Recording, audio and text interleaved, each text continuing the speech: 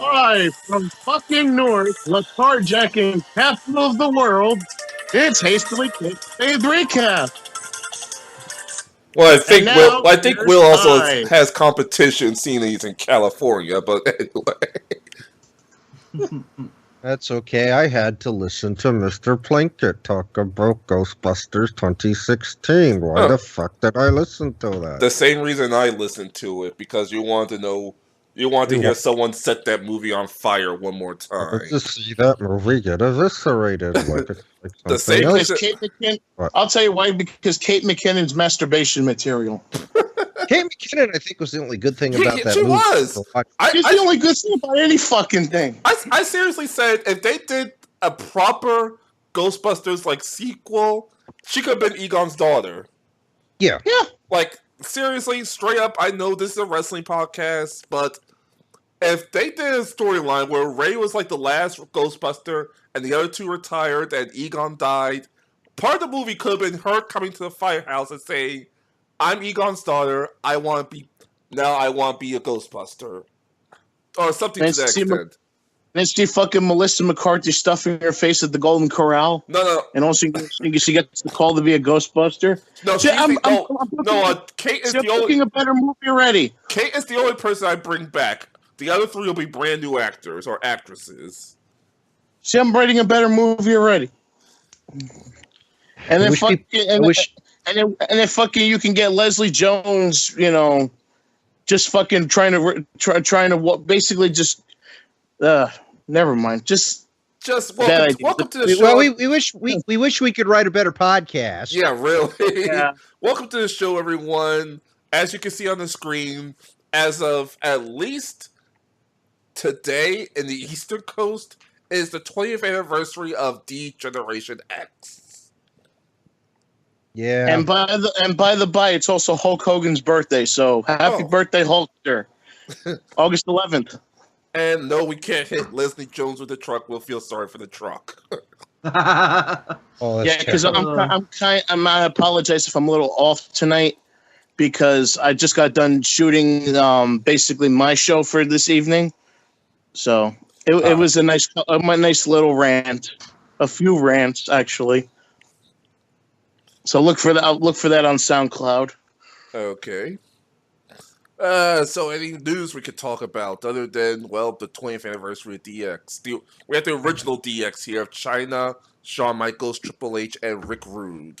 Well, there is something that I can mention because the dirt sheets are talking about it, and this was something that I was afraid of.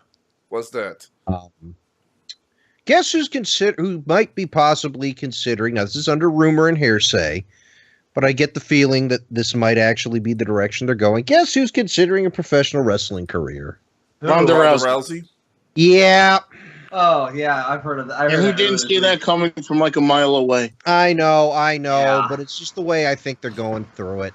And by the way, close your fucking ears, because I'm going to have to drop some knowledge on you fucking people. Oh, no. Oh, no. Spoiler alert. So, yeah, if you don't want to hear spoilers, close your fucking ears. Is this about the Mae Young Classic? Yes. Then don't say a thing. Don't say a thing, or at least give Will Let's just say that there was a showdown between the horsewomen we've been know about that. and fucking Ronda Rousey's group. The four horsewomen and versus the four horsewomen and the four horsewomen. Yeah, I know. Yeah, and by the way, guess who's in the finals? Don't say anything. Don't say anything. Horsewomen. Well, we kind of blurred over his suggestion anyway. So John could put it in the description. So if you don't want to know who's in the finals, don't read the description. Yeah. No, I'm not gonna put it in the description. I'm just putting it out there. But let's just say that I see a long-term. I see a feud, maybe at Survivor Series, with the two teams going at it, because it's 4 on 4. Well, it's more than that. It's more than that. This is just something that business-wise I saw coming. Business-wise, I saw coming. Do I agree with it? No. Do I agree with the methodology and how they did it? No. Is it a way to make money? Absolutely. But unfortunately, it comes, in my opinion, on stepping on a lot of people to do it. And that I'm not happy with, because for me, out of the four, I really think Shayna deserves the top spot. I really do. Well, Shayna's the only legit wrestler so far. Yeah, but sadly, you know they're going to give it to Ronda. Out of the four, yes, but she's not the biggest draw. Oh, no kidding.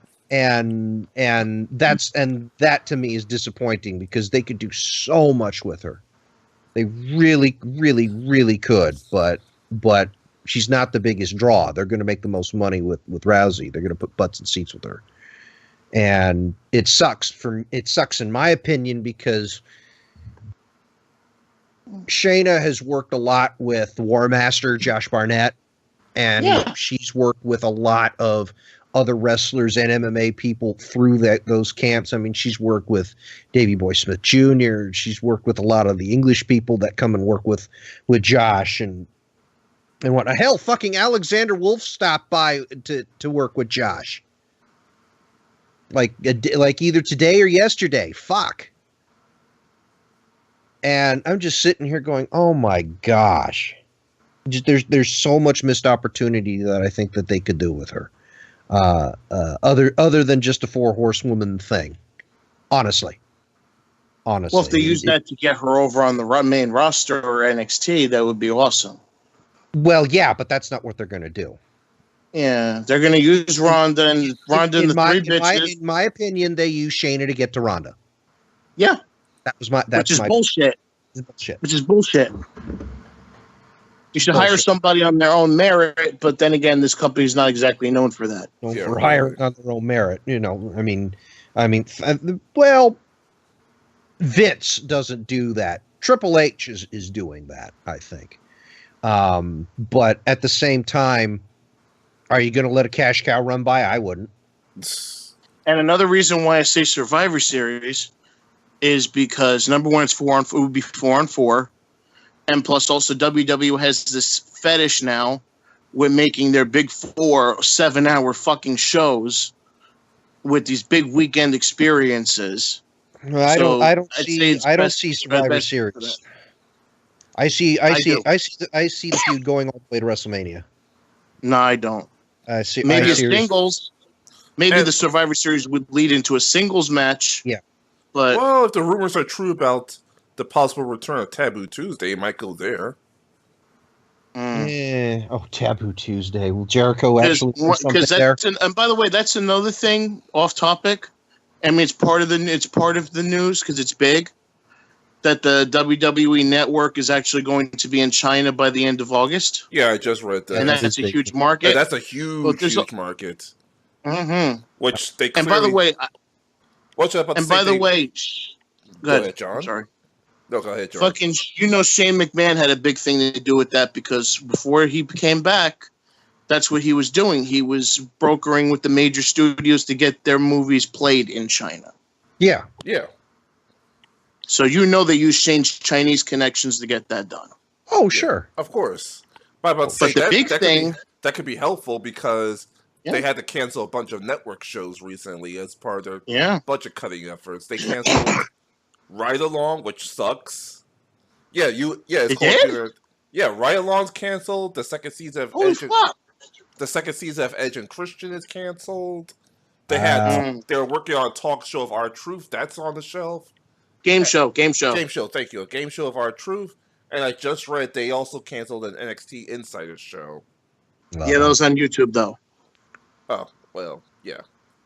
And another thing that's still money that they're investing. That's still money they're shaving off, as well as the pyro. Well, but pyro, I'm glad, because me personally, when I go to a live show, I can't handle pyro. It's way too goddamn loud. Like, for me, I'm one of those people that loud noises startle me, like boom noises and shit, especially when they come out of nowhere. So I'm glad to be able to actually go to a live show now and know that there's going to be no pyro, so I don't have to brace myself every time, the show starts or when certain wrestlers appear, and I got to close my fucking ears and breathe heavy so I don't get startled. In other words, you could watch a Kane entrance if he does come back, which I doubt, to be honest. But fucking, there's one thing in that China press release that needs to be said, though. What's that? That, basically says their strategy going forward. Notice how their big four, the WrestleMania, SummerSlam, Royal Rumble, and Survivor Series, are now listed as premium pay-per-view events. And the rest of the shows are called now WWE Network Specials. Really now? Yes. Let me see if I can find the press release. Hold on a second. All right. Let me know where you can find this. I can put it on the screen and by default put it on the stream. Because I'm going on a certain site, which, these fucking marks that run the site love to put their opinions as actual news. Oh, boy. Oh, but opinions are everything. They're not supposed to. Because he's, And by the way, fuck Chair Shot Reality. Bunch of fucking mark. Jeez. Oh, boy. Justin LeBarc has sucked the nasty part of my ass. That's nice to know. Let's see here. You mean the part where you would put your muffler if you had one? Yeah. Well, Just sometimes you making sure. have to have the muffler, especially if you have some leakage in the back. Well, as long as you're not being pile driven. Especially if you're fucking. How do I explain it? Especially if fucking you have Taco Bell for a while. Well, that's your fault. Well, that's your fault. I know they just opened one around here, but Fuck still. you. Those potato Ritos are awesome. Ew. See if you can get the picture because it says you're using a previous version of Skype and that you may not be able to see just give me the website. Hold on a second. Let me see here. Let me see if I can get it this time. Fuck. But So I can read it to you as well. Just give me a second. All right, just read it to us then. Let's see here. Because it's only showing the pictures I fucking took rather than, the pictures I want to show you. I think I got it. There we go. In addition to offering WWE Network as a subscription service, PPTV will also offer its customers premium live events such as WrestleMania, SummerSlam, Royal Rumble, and Survivor Series, as well as other WWE Network specials on a pay-per-view basis. So the other shows are officially called network specials now. They're not called pay-per-views anymore. Okay, I see. Okay, so PPP or PPTV. That's the kind of people that's doing the stream. That's well, PPTV is something in China, I assume. Yes, it's a specialized Chinese network that they Okay. have that I've heard about them, and I know what you're going to be saying about this. That it's actually, I almost feel like this might be just exclusive to this Chinese network. It could also be they might be just testing it out to see how it might work once they actually move it out to here, here in America. No, the basic. It's pretty much the same thing we're getting. It's just they call the Big Four premium live events now, and the other pay-per-views are considered network specials. But the question is, but now we have actual evidence. Right, but the question is whether or not, at least in China, they're going to charge for those particular 4 events. It seems like they are. It just seems like, just because of how this is worded. It almost sounds like in order to get those big 4, that sounds like they would, yeah. That you have to pay an extra fee, maybe $3 extra to your account just to get those 4. It's not going to be 3. I know, but I'm just exaggerating. Can you imagine though? And I say, say what you will, I would pay for it. But can you imagine if the tier program actually happened, and you would have to pay you basically could watch the live stream for free except for the pay-per-views. but I think it would be $10 a month, but you wouldn't get access to the vault, or something like that, or you would have access to the vault, but not the live pay-per-views. And I think it was $15, and you get the pay-per-views plus like certain exclusive content. I think that's what they were throwing around. I forget. I think we were talking about this earlier this year about that possible tier. I think they were thinking of maybe 3 or 4 tiers. It was it? Yeah, I think it was 3 or 4. Yeah, because it sounds like this is a good idea. Granted, it's a strange idea for that to happen, but considering that WWE, I think this might be the best option to go with. Some people might not like it, but I honestly think this might be the best course of action for them. The only thing I would like even more is only if in this description I can watch Raw and SmackDown live on the network. Well, that's going to be the biggest problem with that is the current deal with Hulu.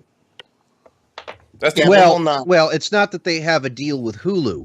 They have a deal with fucking Comcast and NBC. Well, yeah. Well, Comcast owns NBC Universal. That's why I say USA, Hulu, and all that. That's why I don't say a deal with Hulu. And the thing about that is that if they cut ties with Comcast, NBC Universal, they're going to be losing a lot of commercial revenue. They would have to figure out a way where the subscribers are going to want to do that. Which brings me to a very interesting point.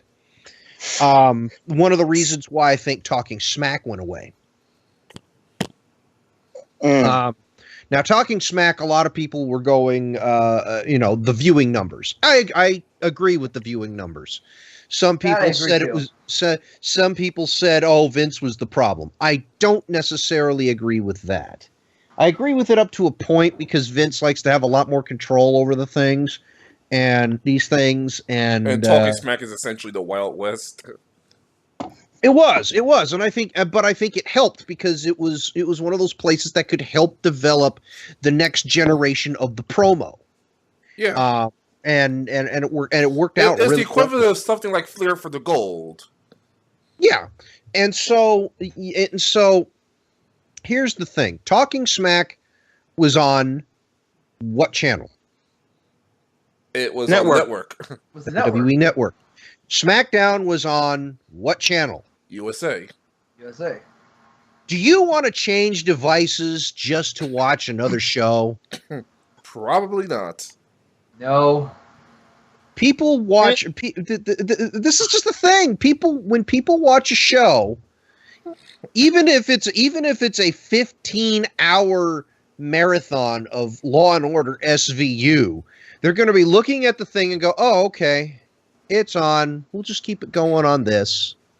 To me, even if your television has smart TV stuff built in to change the channel, it's still that much more effort to put in thought to go, "Oh, the Talking Smack is on.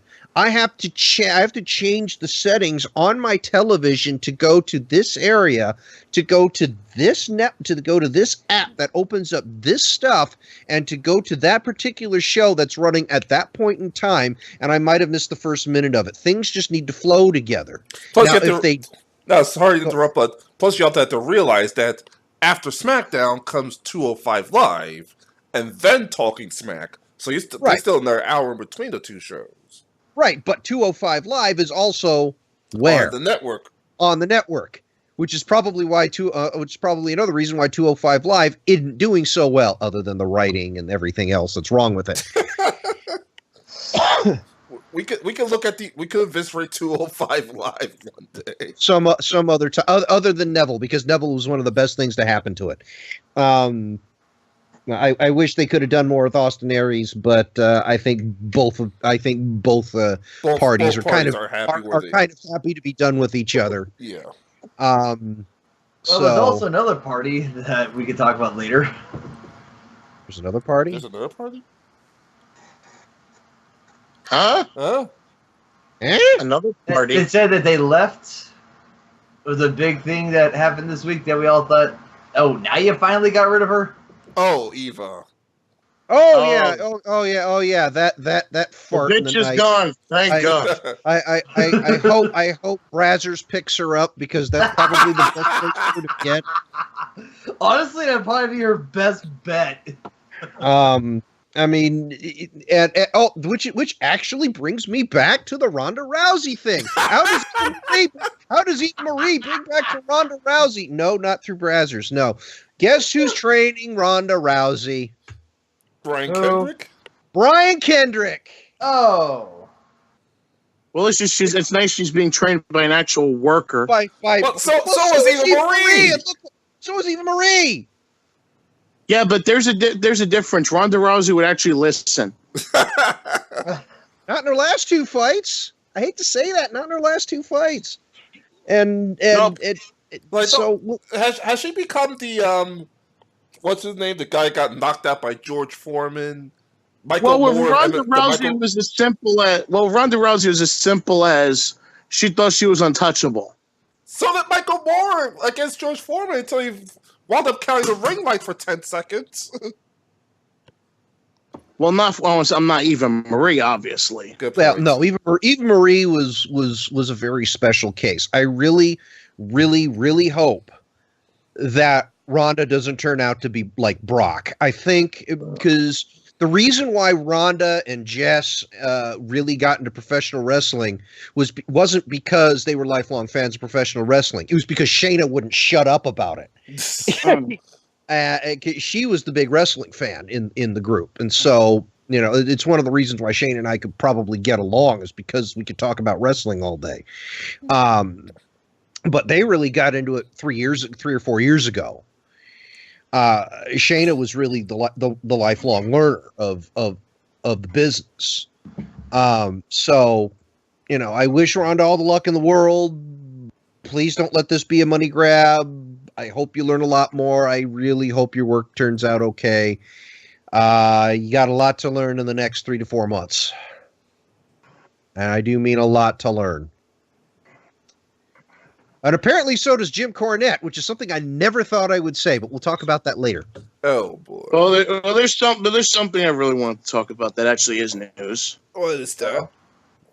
Well, and I'll give you the fucking short version because I already went on a huge rant about it on my show.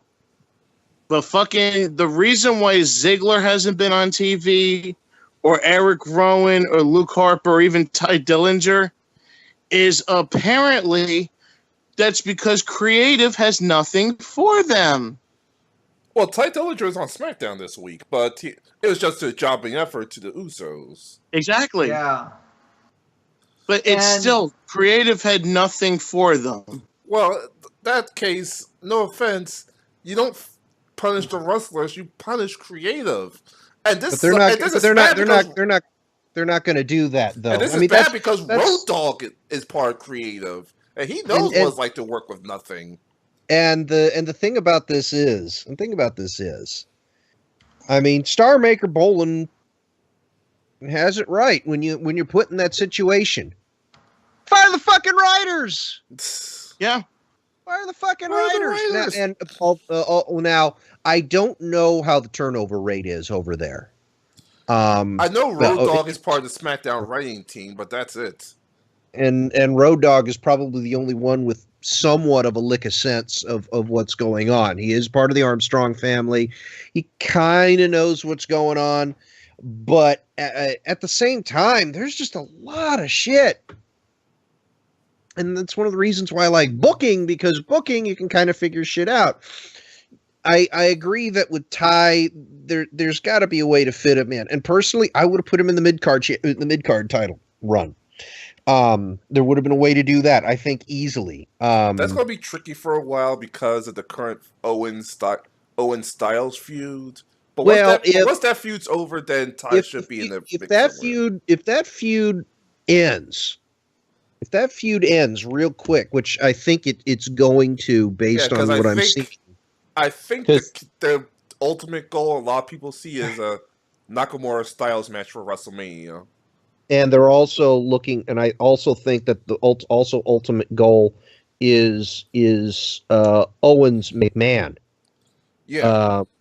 And so if that ends up happening, then you could have Ty or Ty Dillinger or Hey, Ty Dillinger versus Sami Zayn for the Sami US Zayn title. as a number one contender or some shit.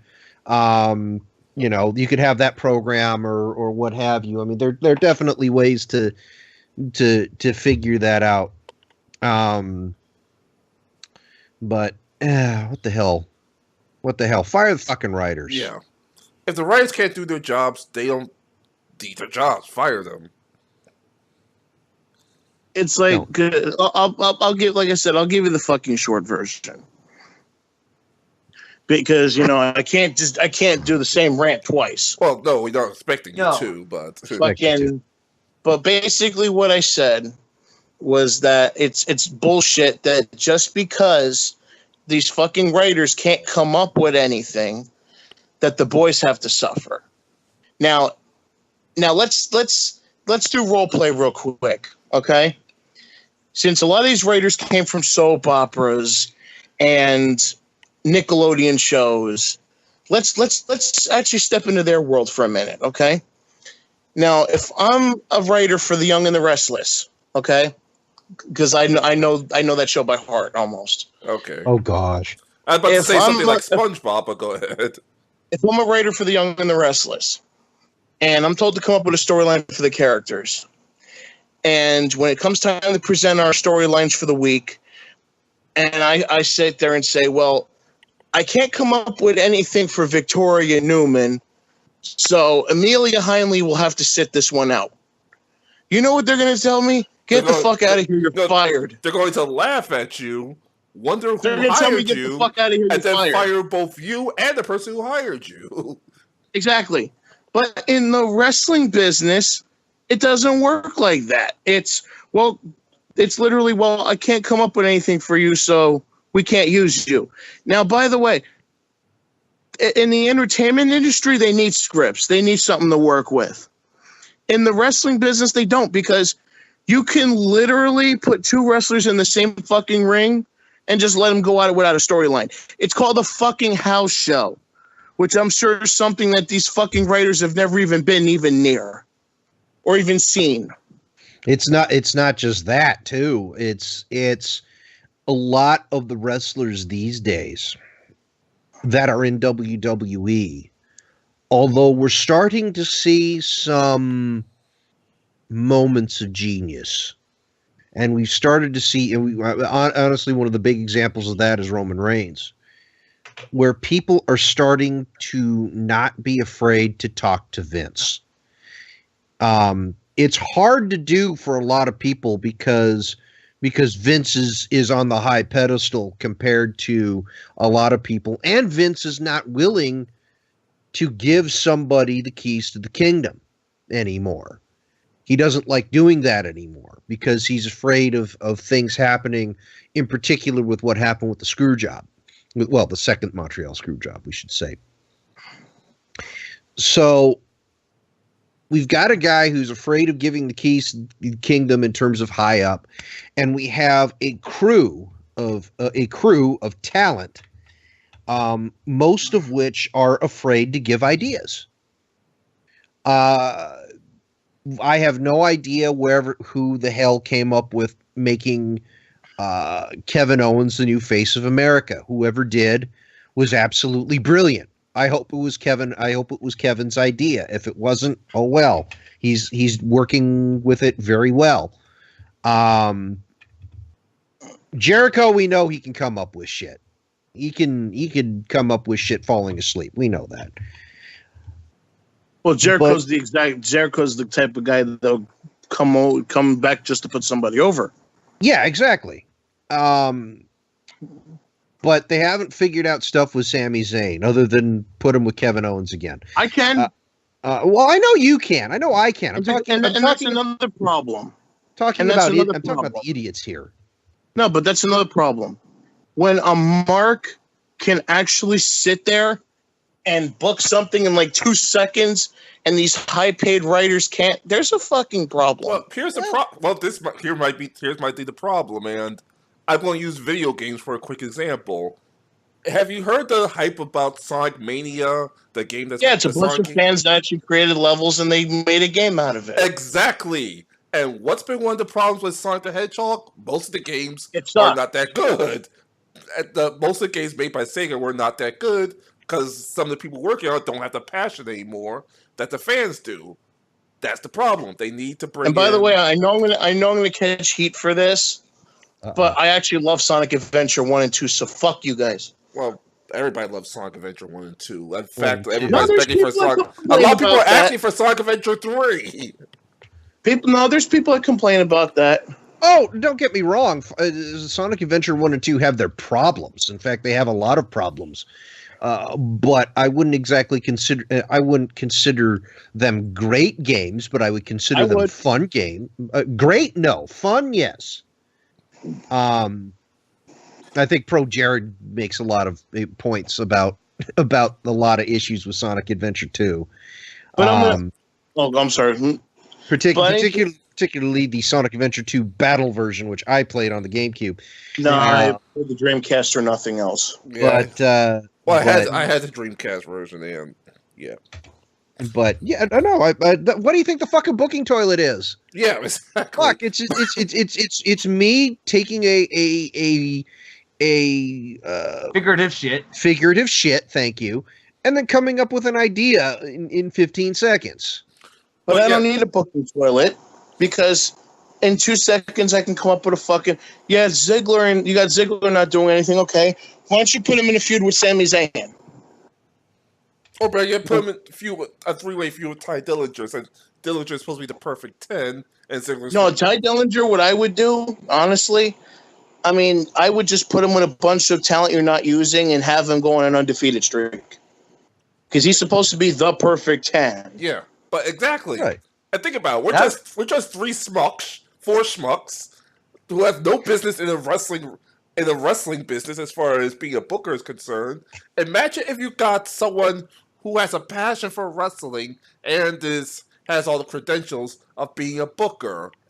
That's what I think, in my opinion, is missing from the booking rooms in WWE. Yeah, you have Road Dogg, who obviously is a fan. You have to be a fan in order to be a wrestler. But a lot of these guys are soap opera writers, cartoon writers. They see this as a stepping stone to get into Hollywood. Exactly. Which they never will be.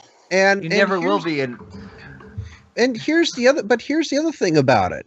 WWE doesn't view Raw or SmackDown as wrestling shows. It's a TV show. They view them as television shows with progressive stories week after week. Well, in that case, they've been doing that, and mind you, they've been doing that for a long time. It's not like this is a recent thing. They've been doing it since fucking Superstars and Wrestling Challenge.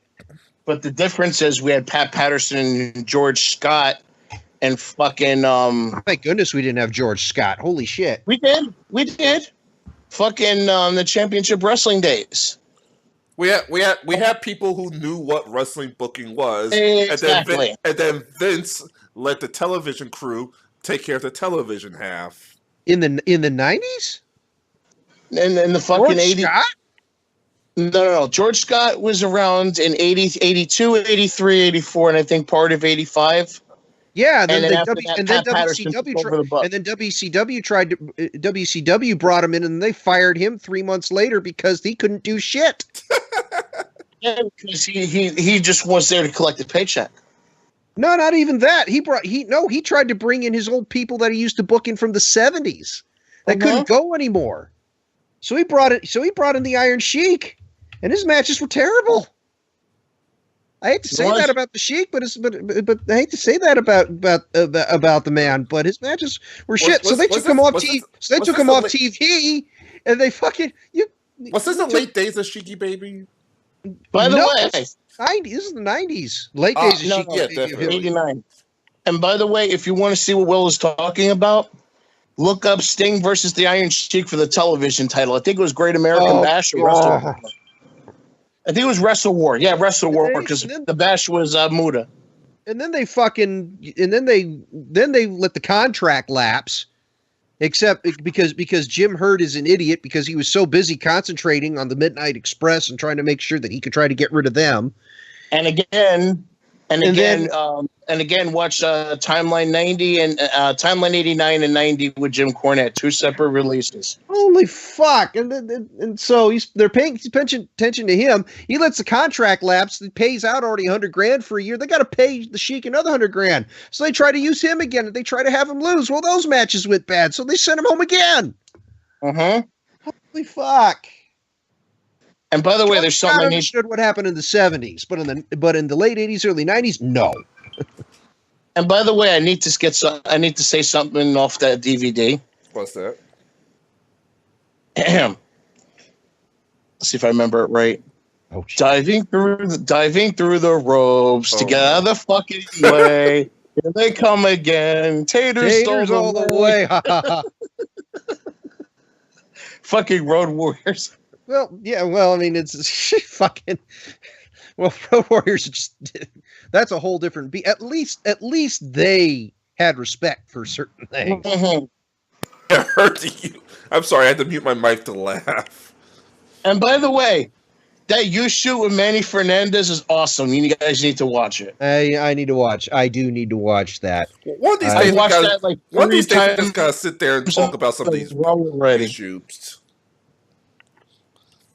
Yeah. By the way, I have found out that WWE managed to restore quite a few episodes of World Class Championship Wrestling. Nice. So they've gotten about a 2-year block, the same way they kind of did Mid-South. I never actually understood what Denim Fritz was talking about with all this shit about Bronco. Then I watched World Class. Holy fuck. Bronco has to be one of the fucking laziest referees I've ever seen in my entire life. Okay, when you count a pin, what do? You drop to your knees and you slam your mat to the mat. You drop down to the mat so it looks like you're looking at eye level to the shoulders, and then you count to 3, right? Yeah. Not Bronco. He looks like he's proposing to these people. He drops to one knee. Barely bends, and he barely scrapes the mat every time he tries to make a pin. Tries to count the pinfall. I'm like, holy shit!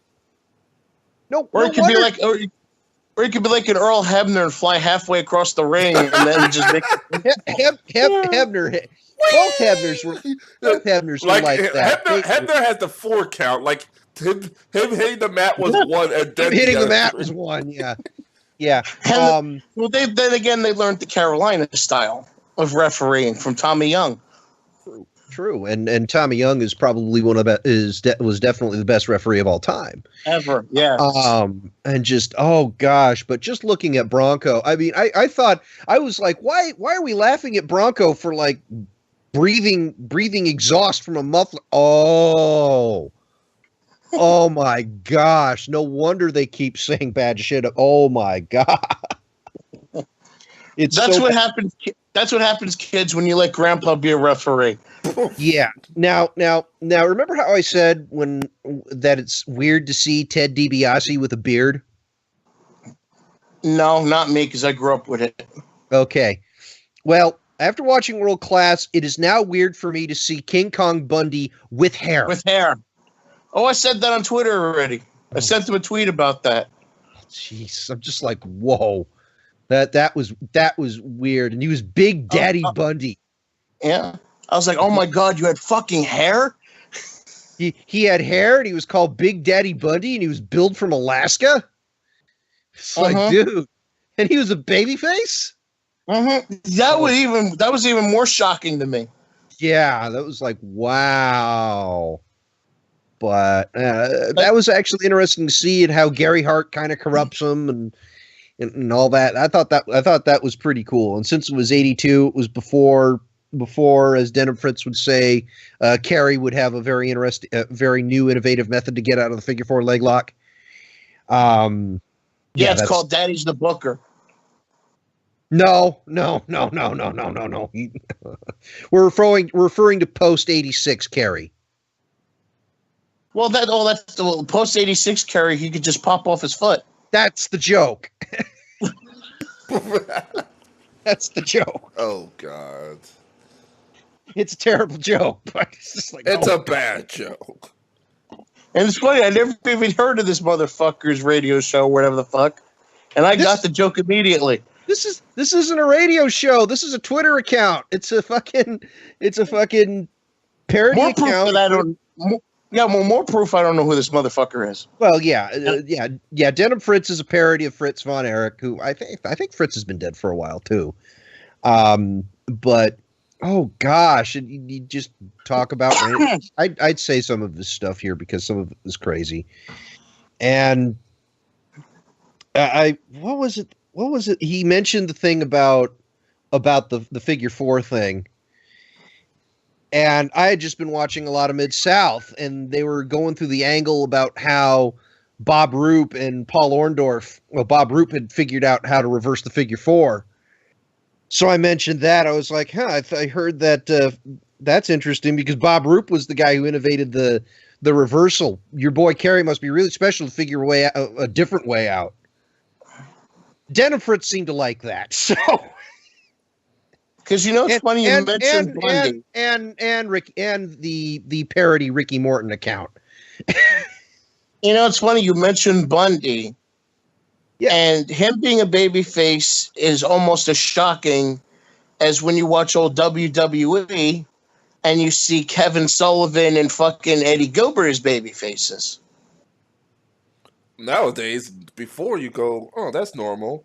But when you see WCW Dungeon of Doom Kevin Sullivan, you're like, and then watch the old school, you're like, what the fuck? Dude, not even that. Fucking Kevin Sullivan from the Varsity Club. Even from his time in Florida. Yeah. He's been a heel for the vast majority of his career. Yeah, and yet in WWF, he was a babyface. Remember, Hulk Hogan started as a heel, and he just somehow became a babyface. No, but that's believable because Hogan always worked as a heel. He never worked as a babyface. True. Ever. Hogan always was the heel that we cheered. He was the bad guy who beat up bigger bad guys. Yeah. That's pretty much what he was. But what's funny, though? I really want to see them put up like the 86 and 87 Mid-South. Because to me, that's when it was at its best, like 85, 86, 87. Just before and during the UWF? Because the thing is, to me, Jim Ross's call made that fucking company. Oh, sure, yeah. I mean, we got early Jim Ross. Really animated Jim Ross. And he was animated then. And I'm looking forward to the day that they finally get around to finishing off those years. For Mid-South, because those are real interesting. Plus, it made me look into the history of how Mid-South was actually formed under Bill Watts, not realizing that he had bought out that particular territory from the NWA. Because another thing we need to talk about really quickly is that WWE put up another Hidden Gems pack. Yes, they did. And one of those matches was the Bulldogs and the Rock and Rollers. The Rock and Roll Express, that's right. Express. And that's actually something that I recommend people watch because that was actually a pretty good match. Yeah. And people think I'm insane when I say Jim Cornette actually knows what he's talking about. Except today, I have to knock him. But the one thing that really like shocked me a little bit about that pack, they actually had footage from Dusty's PWF promotion. Oh yeah, sure. They actually put up a match from that, and I didn't even think that they had the rights to that. Well, that they may have had some talking to with the estate at that point. And if Dusty, if it's Dusty's promotion, I'm sure that Dusty, or at least the handlers of his estate, probably don't have a problem with it. Dusty's wife and his kids probably aren't going to be too attached to that. I mean, at this point, the only way they're going to get stuff like ICW is to talk through Lanny. And the funniest part about that is, and this is how you could tell Dusty was egotistical at one point. Fucking at one point, how the match ended on that you would see was literally Dusty getting knocked out with the cloth, fucking Tugboat covering him because Tugboat is big man steel. Yeah, and you don't even see the pinfall. Literally just goes from Tugboat covering him to all of a sudden a still of Tugboat holding up the fucking belt. So God forbid you actually saw Dusty getting pinned on camera. Oh, jeez. Now Dusty's been pinned on camera before. But still, but you know what I mean? But for longer than 3 seconds is the question. Yeah. It's still fucking hilarious. You can't show the Dream getting pinned, Eddie. You got to cut lane. It's almost, I compare it. And by the way, if you know what this is, congratulations. I compare it to the whole Captain Lou thing when Tito Santana won the Intercontinental title. And I hear crickets. Yeah, pretty much. I don't remember.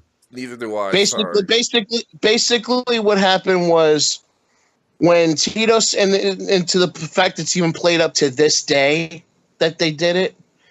Basically, WWE intentionally missed the pinfall when fucking Morocco got beat by Santana on purpose.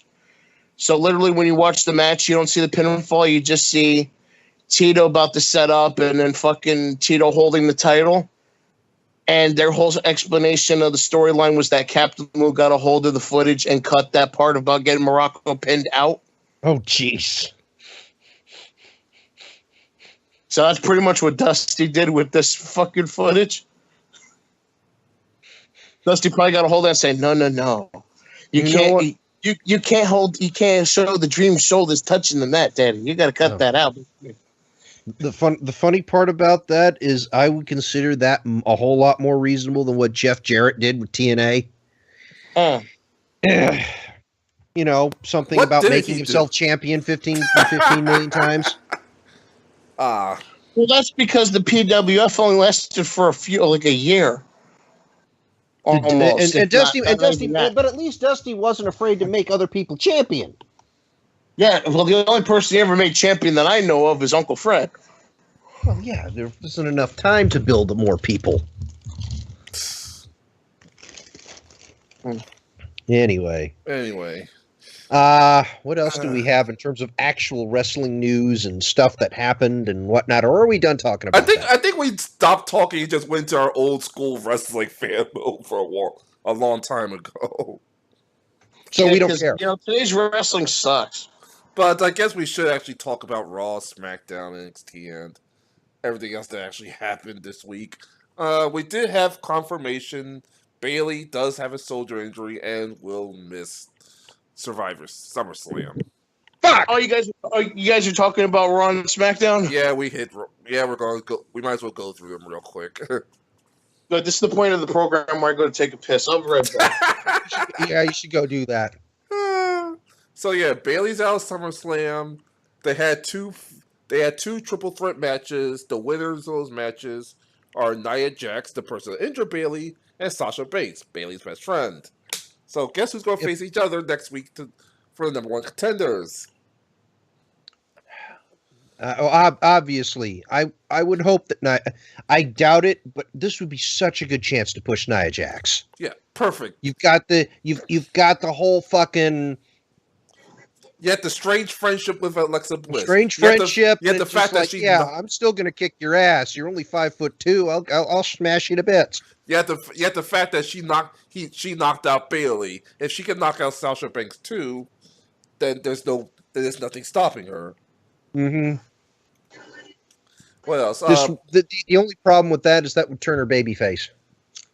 Good point. You have the painful. Now we do have a moment of silence for the Mr. Raj, who was murdered on the corner of Suplex and German I did see Alley. That. Huh? I did see that in Yeah. Suplex City. Yeah. Like it was on the corner of Payne and Y Boulevard. apparently the assaulted is a giant white dude, blonde hair, muscles and everything you didn't think muscles existed on. I didn't think Brian Cage was there. Oh, I said blonde man. So which part are you talking about for Raw? Lesnar murdering the Mr. Raj. Oh yeah, I saw that. That's before I went to sleep. What else? By the way, I would not be surprised if they put that on Brazzers and say 4 girly men get fucked by a blonde white guy. Yeah, but as they put, you can't put rape on Brazzers. Yeah. Well, they can get fucked. They did already. They did when Ronda Rousey got raped by that fucking whoever the hell by Holly Holm. Holly Holm, man. Yeah, but before the Patriots come back, they actually put on their freaking Twitter that you can't upload. I'm sorry, Amanda Nunes, because they put it up as blonde gets violently fisted by Brazilian lesbian or some shit like that. Yeah. Oh boy! Well, someone has like I said, a couple of people that listen to this as a mission tonight. Now, here's the question. How close was Lesnar to throwing around Maurice? Maurice left the ring as soon as Lesnar entered, so. Oh, okay. So Maurice long. actually had the sense to run away. Yeah. She was long gone before the Miz decided, let me interrupt Paul Heyman. And then the funny part is Heyman at the end was like, okay, you and Maurice like to role play. I'm like, I know what Heyman said was good and probably a lot better than I would. I'll be like, okay, you guys like to role play. You like to play like little role playing games. You're a team of happy little adventurers. Meet my fire breathing dragon. Just walk. I'm a nerd. That will make a lot more sense to me than the audience. This is why I'm not a professional wrestling writer. Anyway. What else happened? Jason Jordan. And by the way, that's another thing that we can put on YouPorn or Brazzers. What? Fucking Samoan gets violently choked by angry blonde man. By angry Samoan man. I missed the main event. How badly did Roman Reigns get his ass kicked? Dude, it was actually even. It was actually a pretty good match. Although apparently the highlight of the match was a chair. To me personally, the highlight of the match was when fucking Strowman was already near the fucking ring and Roman just fucking sped down the fucking ramp and just speared his ass. Well, apparently the big thing that everyone came off with that particular thing was the missile accuracy that Strowman hucked this executive chair at Roman's face. No, what happened was he fucking picked up the chair from the broadcast table and threw it at fucking Reigns. Yeah, and it was fucking accurate. Yeah, dead accurate. Holy shit. Like Randy Orton nearly killed the Singh brother accurate. Yeah. Oh boy. What else? Well, Jason Jordan had a jobber match because he's supposed to face one of the Miztourage, which, died painfully. They were kind of dead. And by the way, they actually named the opponent after Rene Goulet. Oh God. They did. And the fans were cheering for the jobber. Yeah, Jean-Pierre Goulet. That's what they named him. Okay. Oh boy. Did we actually have a Wurzel alert at that point too? Did he actually come out? That's around the time I fell asleep. Oh, okay. Let me try to think. What else happened on Raw before you go to the show that's actually decent this week? Not great, but decent. Well, I had a good nap. Apparently. I'm trying to think. I think something else happened. I just can't remember. Oh yeah, they had Yeah, Enzo. apparently it's going to be Sasha Banks versus Nia Jax next week. I already talked To see who's about Know going about to that. Oh yeah, that's what happened. They announced a new match for SummerSlam. Enzo Mori versus Big Show and Cass versus Big the Big Show. Show, and Phil Murray's going to be in a shark cage. Yeah, so they at least dusted out the shark cage for another match. Why are those two going after each other? Well, Because 2 7-foot guys and they got nothing else to do. I mean, other than that. Storyline wise, Cass wants to prove that he is a real giant, and Show wants to show Enzo Cass respect. Oh, okay. That's all it ends up being. Okay. Yeah, and since Enzo keeps getting in the way of their matches, you gotta move him out some way. So okay. So at this point, we're dealing with two heels, one of which is doing less damage. Show will put over Cass, no big deal. Yeah, we know Show's going to put over Cass, especially since he's on the tail end of his career, and this is the best way to get the new giant over. And he doesn't care, and I think he likes Cass enough. And that's also because Big Cass isn't bringing fucking marks backstage to the shows and letting him take pictures of the fucking boys and pounding them for autographs. By the way, kids, this is what got Enzo in deep shit in the first place. Oh, really? Yep, that's one of the things. That's one of the things that got him in deep shit. Another thing was, the thing that got him tossed off the bus by Roman Reigns was he was bragging about how much money he made, how the WWE needs him more than he needs them. And apparently he wants to leave and enter the music business, so he's just using the WWE as a stepping stone.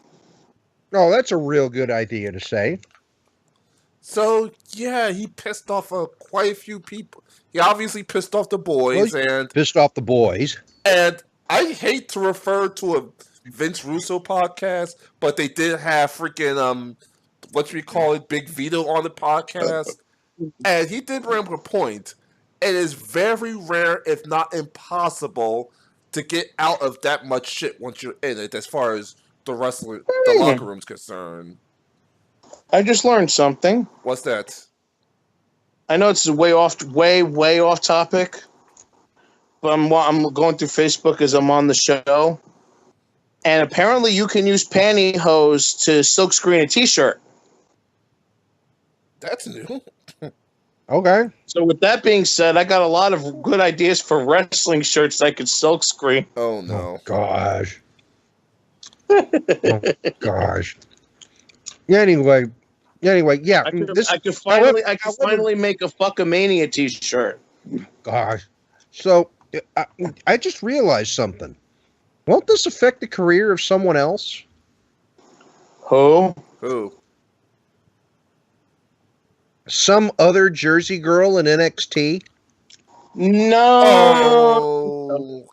I think he's talking about Enzo's girlfriend. I'm talking about Liv Morgan, not Carmella. Carmella's not going to get affected by this Enzo's girlfriend. Cass's girlfriend is Carmella. I don't think so, because it's not like she did anything. True, and they still have Paige on the roster, and I'm pretty sure Vince doesn't want to hear the words Alberto Del Rio for a long time. and remember, fucking he keeps the girls around longer than the boys. I mean, this is a company that got rid of Chris Candido and kept Sonny. So yeah, he might be. This is true. These are people. They get. And by the way, got rid of Goldust and kept Terry. And then they brought Goldust back. Thank goodness. They got rid of a lot of good talent, and somehow Alicia Fox still has a job. Well, we know why Alicia Fox has a job. She's Kevin Dunn's masturbation material. It's chocolate black fantasy. Well, she went. Well, she started as John Laurinaitis' material. That's how I feel about it too. Although one of the people I dealt with, someone thinks she has the best Northern Light suplex ever, and I'm sitting here going, Let's see here. If she's doing it with the bridge, that means the legs are apart. Oh, that's why. I don't know how in the hell that woman still has a job there. What? Anyway. Oh, that fucking sucks. Oh, no. You're not going to believe this. Apparently, fucking Magnum TA was denied entry into Disney's Magic Kingdom because he needed to use a Segway to get around because of his paralysis. I read that earlier. Well, that's fucked. That's bullshit. That's fucked. And because Tessa put up on her Twitter.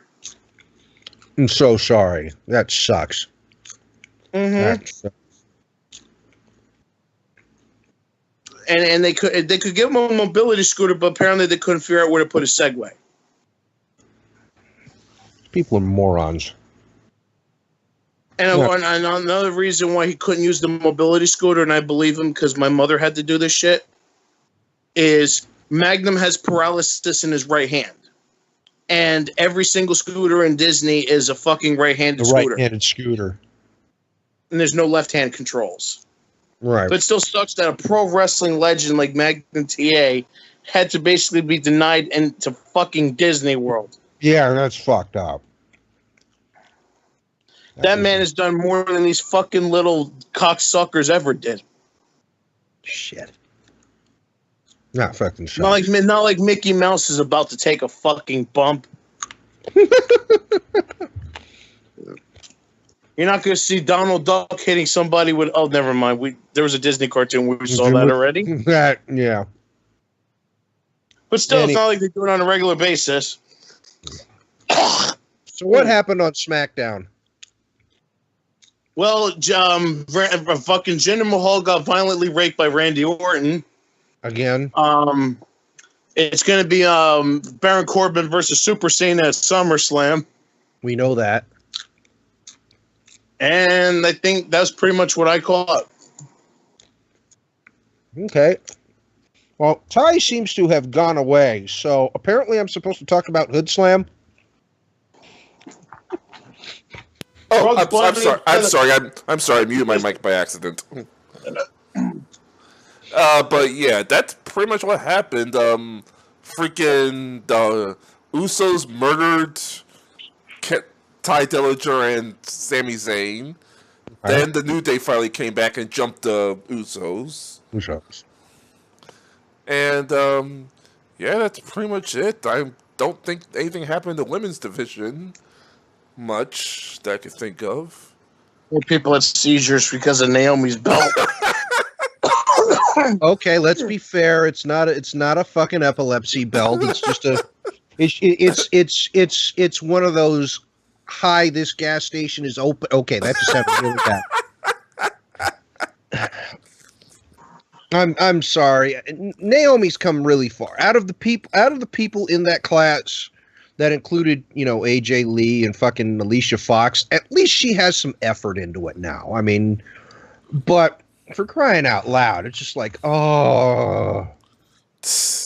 Well, she wants everybody to feel the glow. Which got renewed for a second season. What did? Glow, the Netflix series. Oh wow! They just announced it. I still haven't even seen the first one yet. It's actually very good. It's actually very good. Lewis told me that too. It's not historically accurate because none of the characters they come up with are actually the people involved. Well, I hated the original thing to begin with. So the original thing was shit. Don't get me wrong. The way they show what they're doing and how the idea comes up with far outweighs what the original product was. They even got the guy a guy who portrayed a character like the guy that was funding Glow to begin with. But here's the thing. He's just as douchey and stupid. From what I heard, this fucking season has more actual wrestling in it than the original Glow ever did. Yes. I can tell you that. I didn't even watch the whole first season yet. Holy fuck! They got They got actual wrestling. They got actual wrestlers. Fucking John Morrison was Salty the Sack. And he was the trainer before they got rid of him and someone else took over. Awesome Kong's in there as one of the main people. So me, I technically didn't start watching Glow until it became another name. Until it became another name. Yeah, until it became another name, and that was the LPWA. Yeah. Because remember when Glow, I think it was Glow actually, that broke up into two, and Dave McLean made POW, and other people made LPWA. I think that's how it worked. Oh gosh, I'm not sure. But yeah, the way they handled it was actually pretty good. Some of the characters you might find a little cringy, but overall, I didn't think I was going to binge it the way I did. So I'm really happy to see that get a second season. Oh, and Joey Ryan, I guess, got to make a thing about that. He goes, "Where else can I slap my wife and actually get paid for it?" I'm the wrestling business. Of course. No, it was on the show. Well, I'm sure. Well, then again, he faces his wife in actual wrestling too. Yeah, I know, and loses and wins depending on the situation. Yeah. The last time he won against his wife, it was during an intermission. I was there. I was buying a drink when I missed it. And by the by, we need to talk about another thing real quickly. Something wonderful happened on NXT this week. And that is the debut of the Street Profits. Oh, God. They can actually work. Oh, I was like, they can work. The one's a little sloppy. But I'm sure he'll get better. But the other one that does all the flips and shit, that shit was impressive. Okay. It's one of those teams you look at and think, they're going to be very interesting if they come up to the main roster, especially how fast they're breaking up tag teams in the main roster. They might need the replacements. Replacements. Just please, God, do not let Vince book that team. Vince has a shitty track record with booking black people. In other words, send them to SmackDown. Yeah. But do not let Vince even near their book. And now I'm thinking what happened to poor Crime Time. Yes. And don't let me get the book either. Because I would do so much horrible shit. I would really make them a ghetto team. I think, and this is why we started the show, is we probably shouldn't be writing wrestling for real, but yeah. I'm the type of guy whose dream finish is to have someone win a championship by fucking getting fucking farted in their face. Yeah. I think that's a perfect segue to Will's experience with Hood Slam. Now, if you want to listen to the full, unedited, as soon as the show ended rant, go to our YouTube channel, Hastly Kayfabed Recap, or if you're listening to from the channel, you can go there. It should be Batista of a flag. But Will, how's your experience with Hood Slam again? PTSD. I've slept since then. Memory fades. I blame Hood Slam for my fucking throat infection that I had. I actually was sick this week. Holy shit. What the fuck was I everything that I said about what the fuck was I watching, about everything else, I take completely back.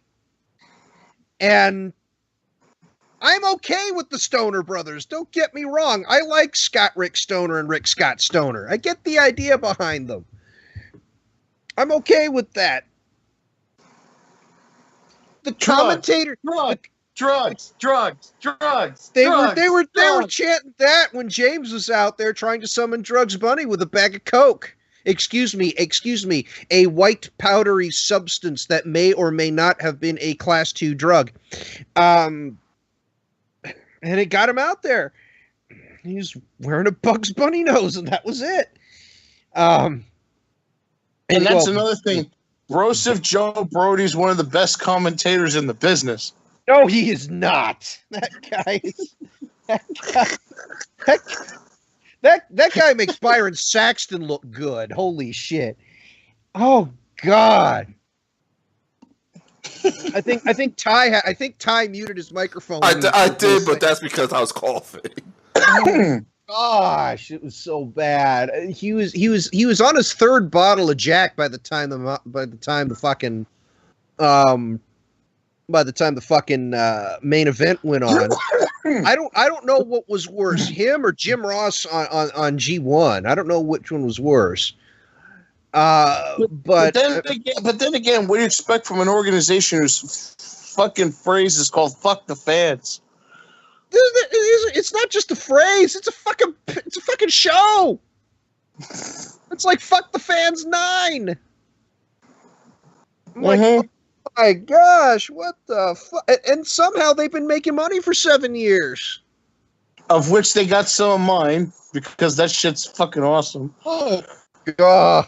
So we all have issues. I just put an image up on the stream, and it says Hood Slam, this is real.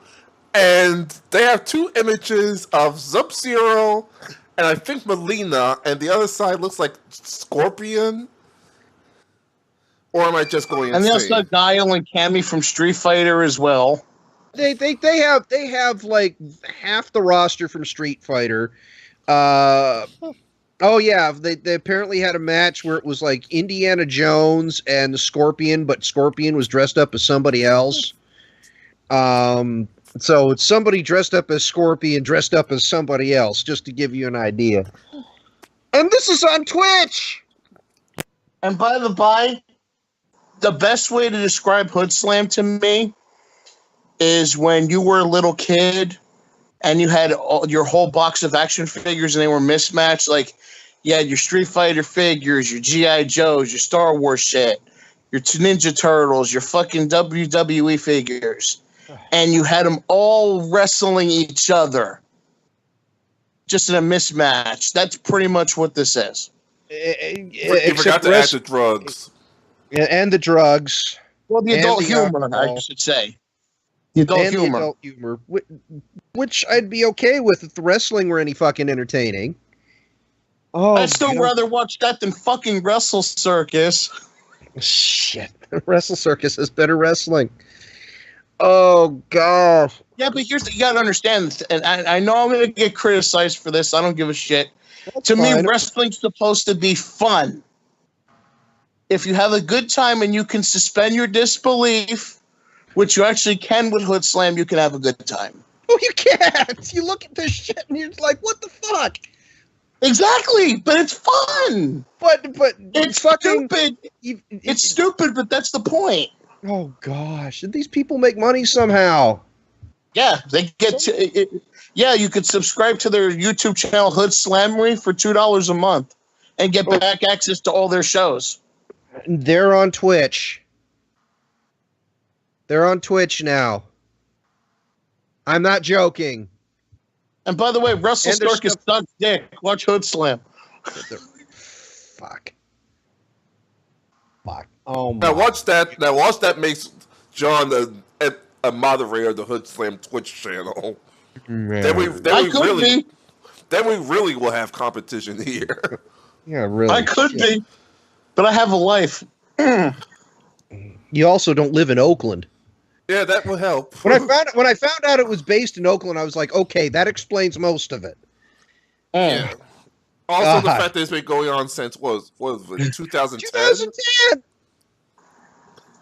Yep. 2010. At least Wrestle Circus has the excuse of we haven't even been around for a year yet, and they actually have some decent talent. Holy shit! I'm even I am just like, what the fuck is Pong? And that's the image that's being that's on right now. Fucking pissed off nerdy gamer. Who looks like the angry video game nerd, and Dan Aykroyd had a lovely night with hookers and blow, and that popped out of the AVGN. And he decided to become a wrestler. Hey, Reed's still with us somewhere. And then I find out that he's got a sidekick called Thong. By the way, which by the way is probably about the size of whom you're thinking, fat obese nerdy gamer. What are you about to say, John?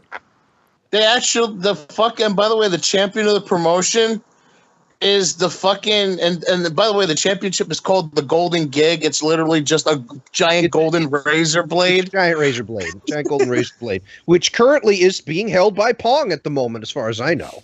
Who is basically a muscle version of the angry video game nerd. Complete with his power glove. No, he's not that muscled. Like I say, looks like. Does he actually punch someone with the power glove? Yes. That I have no idea. I haven't watched it in a while. But it's not his finisher. Oh. It's not his finisher. Like I say, he looks more like it looks more like Dan Aykroyd and AVGN had a baby. Yeah. Now you're telling me that night that the belts are actually just fanny packs? Most of the belts are fanny packs except for the Golden Gig. I didn't realize the Golden Gig was their main title. Yeah, the Golden Gig is their main title. Oh gosh. The only person that had an actual championship belt was the fucking commentator.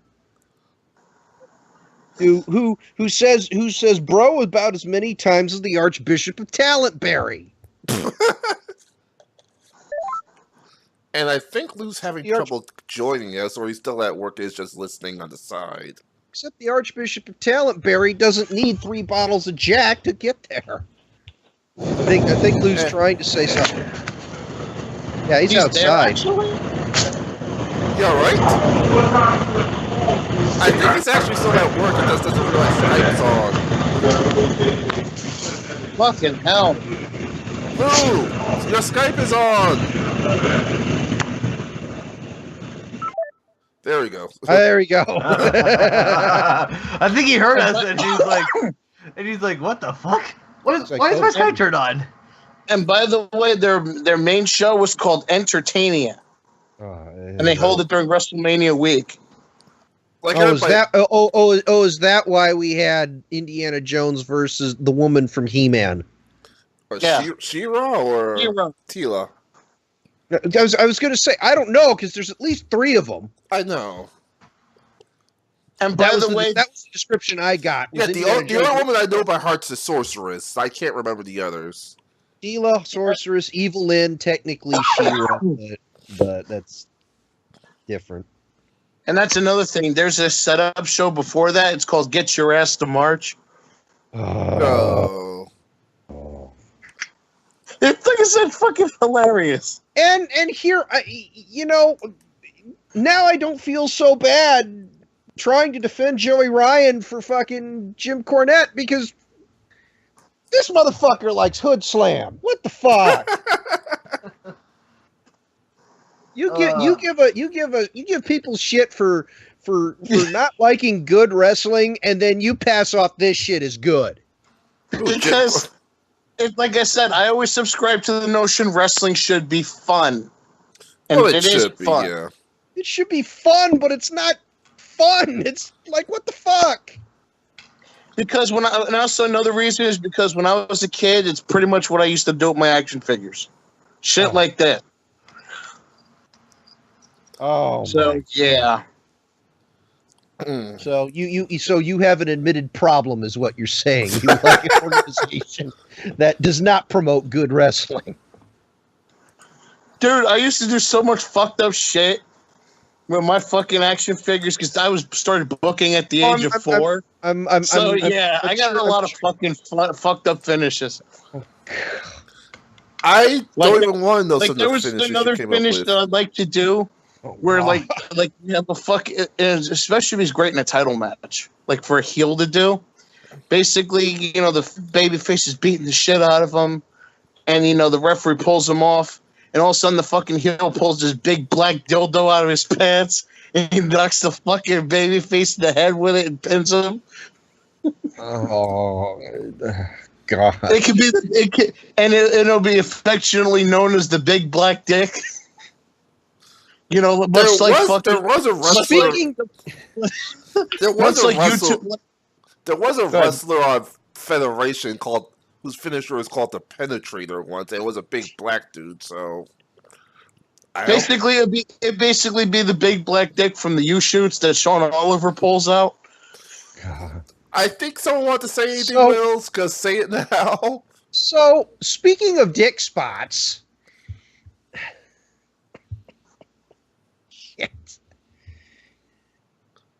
And I think we lost Will's mental sanity. sanity. No. I'm getting there. Give me a minute. The right side of my head is literally going into pain, unrelated to this, but I like to think it's related to this. Okay. So, speaking of dick spots, Joey Ryan and Jim Cornette are at it again. Because Cornette doesn't like the dick spot and how it seems to be getting over, and Joey Ryan doesn't care that Jim Cornette doesn't like it. And instead of being normal adults and agreeing to disagree, they decide to have a fight because it gets them extra money when they ask the bookers to get booked on a show. Exactly. And so with Joey Ryan being booked on Wrestle Circus soon, there was something interesting, however. You talk about weird, funky finishes. How about a dick spot where a guy comes out and he's wearing some sort of a weird thing on his hand? It's not quite like a glove, but it's something weird. And he tries to go for a move like a submission, but it doesn't work, and manages to grab onto Joey Ryan's crotch and get stuck in this. And does the whole thing and gets flipped over. And he's amazed at the power of Dong Style and all of this. Oh yeah, Mick Foley did the dick spot. What? That's one thing I forgot to mention that started this whole thing. Mick Foley did the dick spot in England. Oh boy. With the sock. But here's the thing. Why would Jim Cornette get mad when this is a fucking guy he basically told to take unsafe spots? And this is a guy also known for jumping off of fucking cages and working in death matches. I think a dick spot is the least of his worries. Oh, I know that. The dick spot is just something that I think at this point is almost a work to a degree. It's gotten old. It's gotten stale. Oh, of course it's gotten old and stale. It's gotten old and stale. I put at this point I put more stock in Joey Ryan than I do Kenny Omega. Hi, Lou. I think your Skype is on again. Yeah, he's butt dialing us. So the interesting thing was that Joey actually put out a very interesting tweet, which I actually have to agree with. And the reason why I found out about it was because Cornette responded to it with something different. It was really really odd to watch this kind of dynamic go on. And of course, Joey also follows up with how he was trained in the first place through Bryan Danielson. To which Cornette responded, "Oh, I'm a dude who happened to work out with these good dudes, and they made it. So look at me." There it is. That's right. Joey goes, "I trained under Samoa Joe a bit at UPW and again with Daniel Bryan at Inoki USA Dojo. An insult to my wrestling is an insult to them," which he quoted, "I lucked into being a class of guys who actually made it, so you should like me too."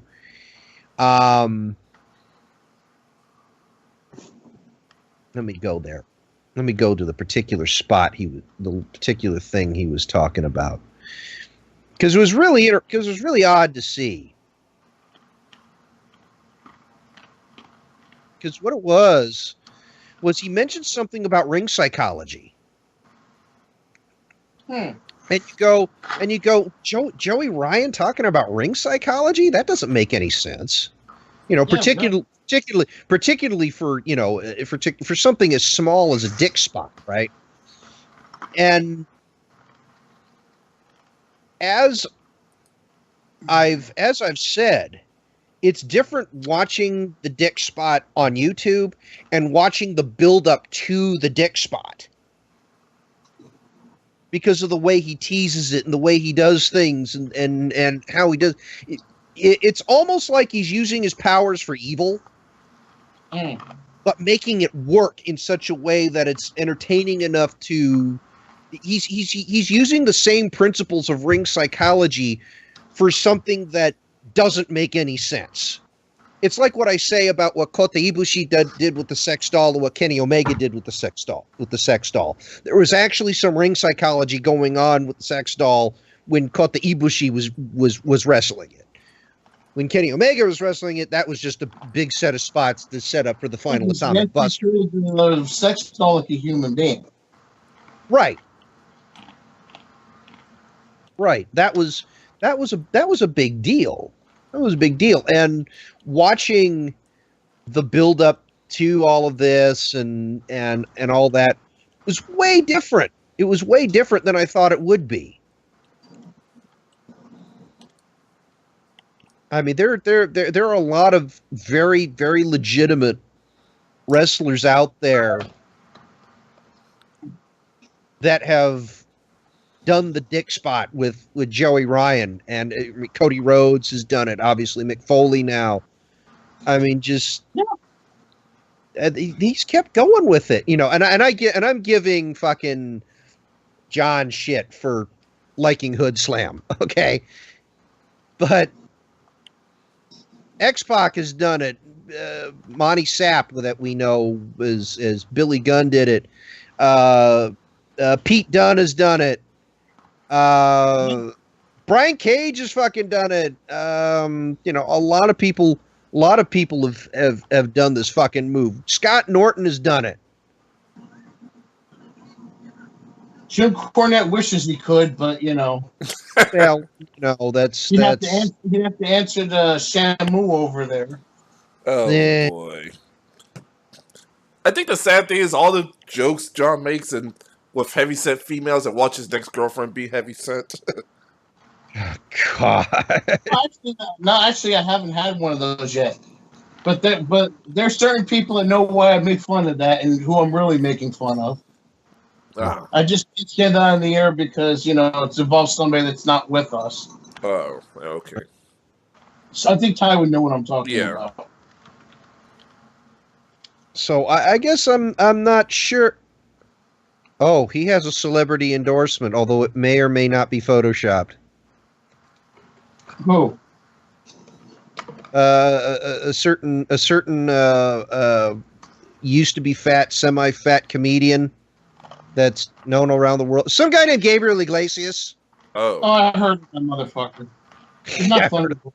I never heard of that motherfucker. That guy sucks. Psst. Could be worse. Could be what you call it, Carlos Mencia. Yeah, ripping off everybody's jokes. I actually like the son of a bitch until I realized he was stealing everybody else's shit. Well, then you liked everybody else but him. Yeah, like you looked at his stuff and was like, wait a minute, I've heard this shit before. So I don't know where to go with this. It's just like, Foley, Mr. Sacco just could not withstand, No, Mr. Sacco has won championships. He is a legend and a Hall of Famer, but against the power of the mighty crotch, even his powers are pale in comparison. He's fucking hilarious, though. What's that? Can you imagine if one time, to counter the dick spot, Mick Foley actually makes a custom Mr. Sacco called Mr. Succo? Oh, God. Oh, no. Well, so far, the only person that's been able to counter the dick spot is his wife. Yeah, with the vagina spot. Well, yeah, because it doesn't work. Yeah, because it doesn't work. Oh gosh. Although it's funny, I actually have a connection to Joey Ryan. I'm not kidding. I'm not kidding about this. When Joey Ryan went to wrestling school back when he first started going to wrestling school, a friend of mine that I went to high school with actually went to the same class that he did, and actually got to know him in the beginning. He he quit like a year in. But it's been a long time, and I'm wondering if he actually still remembers him. So on August 17th, I'm going to ask Joey if he remembers my old high school buddy.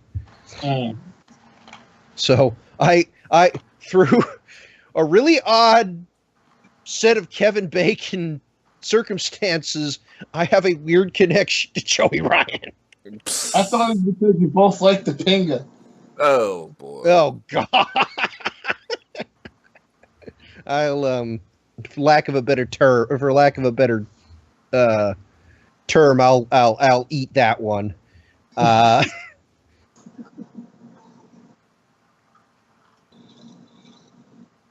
So boy. anyway, I guess we ran out of material to talk about this week. pretty well. This week kind of sucked in wrestling. I mean, Well, yeah. I mean, Well, the past month is sucked in wrestling. I mean, I know we finally get to do our SummerSlam discussion next week. oh, is that next week? It would have been fucking hilarious though if we didn't get to talk about Eva Marie yet, because that would have been a perfect segue. Well, Speaking of, we might as well talk. We might as Let's well talk talk about Eva Marie. We already know she's gone. because we could have said, speaking of things that suck, Eva Marie. Yeah, if you haven't figured it out for our joking by now, Eva Marie, thankfully, is no longer with World Wrestling Entertainment. And by the way, you know what they say about Eva Marie, right? That she's going to be on Brazzers in about 2 months. No. How do you get? What's the difference between a mosquito and Eva Marie? What's that? A mosquito stops sucking after you slap it. Oh, And we also said at the beginning of the show, this is the 20th anniversary of D-Generation X. And about half the time, a Bullet Club stealing their material.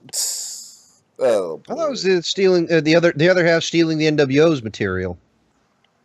They're stealing from some superior groups. Don't be surprised if you see. No, I wouldn't put them up there yet. Remember, Kevin Nash okayed it. Well, yeah, Nash okayed it because it keeps. You can do anything for $1, But he also said it keeps the spirit of the NWO alive. and that gets Kevin Nash booked. Good point. Good point. I did watch WrestleMania 11. And They still get a booking. Well, isn't he retired by now? Yeah, but he still does autograph sessions and shit. Good Oh, yeah. point. oh yeah, I'm sure he's under a Legends contract of some sort. Yeah. What was the U shoot that he got pissed off at? Where he got pissed off at, and somebody said, nobody likes you. Da da da da da. I just got a check for $75,000. Oh, I forget. That was his answer. I got a check for. I'm just like the way he negotiated his contracts. Some people wish he had, because he's making royalties hand over fist over hand still. You can hate Nash, you can love Nash, but if there's a guy who mastered gaming the system as far as how to get the maximum amount of money he could get out of a contract, it's Kevin Nash. I mean, it was so bad how much he got out of WCW. People think that there's a conspiracy theory that Vince purposefully sent Scott Hall and Kevin Nash to WCW to fuck them up. I thought that was Vince Russo. I always thought the conspiracy theory was Hogan. Now we're starting to see a conspiracy theory like Hogan was the freaking scout. Then Nash and Hall was sent as his partners in crime, and Russo was sent to finish it off. Yeah. And now I think we solved the mystery, the death of WCW. Just the WCW. And then just before Eric Bischoff could buy the company, Vince rolled in to snatch and pretty much told his investors to no, I will give you money not to buy it. There you go. Yeah. And now we can add that to the list of conspiracy theories. There you go. But anything else, gentlemen? I think we lost Reed a long time ago. Oh, brother. I'm still here. I'm just feeling a little tired. No That's problem. that's okay. We're all feeling a We're little all feeling tired. a little tired. Check out Will's channel. He does his own podcast involving classic gaming. Well, I talk about everything. Yeah. Check out John's where do you On store SoundCloud. I'm about to SoundCloud. say on store check out John on Stormcloud. What's your SoundCloud. SoundCloud? What's your tag there?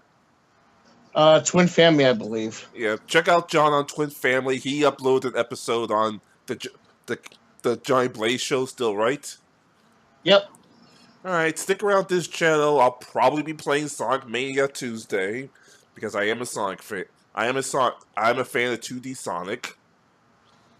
Yeah, I gotta try to see if I can get up some money for the limited edition because I gotta pay that yet.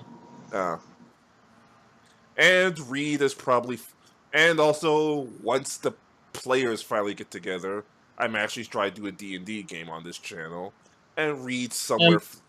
I'm fucking rusty with that shit. I haven't played a game of D&D in fucking over 10 years. Well, don't feel bad. This is going to be if all the players get together, this will literally be the third campaign I run, and that's if we're doing 4th or 5th. I straight up said if it's below 4th, I'd rather be a player because I haven't played any of those systems yet. And by the way, you can find Reed on Brazzers. Oh God! There we go. And you can find probably Will there too. He's known as the yellow jacket homo, or the little dick guy, or something like that. And you can find Lou probably popping in and out. But hopefully, I meant popping in and out this of Scott. Oh God, that just sounded horrible. I'm sorry, dude. I know you're gonna listen to this. So I'm gonna say I'm sorry. See, the thing with Lou is he says, okay, it's Thursday night. I could either do work or I could do this shit. Fuck it, I'll go to work. That's almost a good choice. Yeah, I think I'd rather take money. No offense, guys. Anyway, next week we will talk about SummerSlam and NXT Brooklyn 3, where we're trying to figure out why are they going to have Asuka job to Ember Moon. Oh. You and I too, what? Because we know it's going to happen. I'm still going to, in advance, I'm going to tell you, I'm still going to pick Asuka, even though I know it's going to be an L in my category. Anyway, good night, everyone. Happy. No. Night.